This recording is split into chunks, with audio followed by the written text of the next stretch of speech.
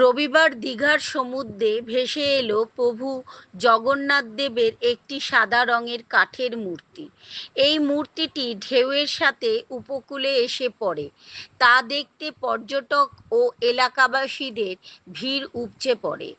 উল্লেখ্য, 30শে এপ্রিল দীঘার জগন্নাথ দেবের মন্দির উদ্বোধন হবে। তার আগের দিন 29শে এপ্রিল হবে যজ্ঞ। তারই আগে এই জগন্নাথ দেবের মূর্তির আবির্ভাব এলাকাবাসীদের কৌতূহল বাড়িয়েছে। নিজস্ব সংবাদদাতা, জিএম নিউজ, হাওড়া।